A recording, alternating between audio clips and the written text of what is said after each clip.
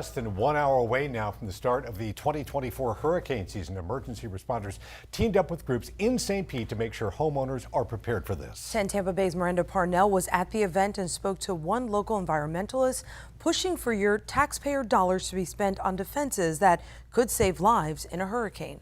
With another hurricane season at our doorstep, leaders in St. Pete are trying to make sure residents are taking Mother Nature seriously.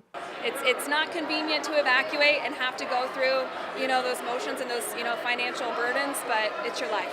That's why St. Pete organizations joined together for a Hurricane Expo this week, offering supplies and tips to protect families. These storms can come very quickly and have a very quick impact in just a couple of days. Mayor Ken Welch stressed the importance of preparedness, but as the massive Ray's Hines development decision sits on the horizon, community environmentalists say there's more that could be done to protect St. Pete neighbors. We're talking hundreds of millions of taxpayer dollars being put into this project, right? It's incumbent upon our leadership to be able to make sure this is a public good. Michael McGrath from the Sierra Club believes that the agreement should make sure the development has its own power grid and can serve as an evacuation location if a hurricane ever hits our area.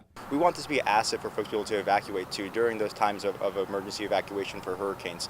Not everyone's going to be able to have a car or be able to afford to be able to get hotels and be able to leave the town. So we asked the mayor directly if that is a possibility. Hines is a leader in sustainable development, and what we've embedded in our agreements is that we'll use the best and most applicable sustainability and resiliency methods that happen at the time. That might change over the next 20 years. As we head into what NOAA predicts to be an overly active hurricane season, environmentalists want to make sure that this potential agreement can weather the storm. I hope they're listening attentively and realizing that we'd be planning for the next 20, 30, 40 years. In St. Pete, Miranda Parnell, 10 Tampa Bay. It is important to mention here, the mayor says the current Ray's Hines proposal has been drafted based on community comment, but says there could still be changes made before a final agreement is made.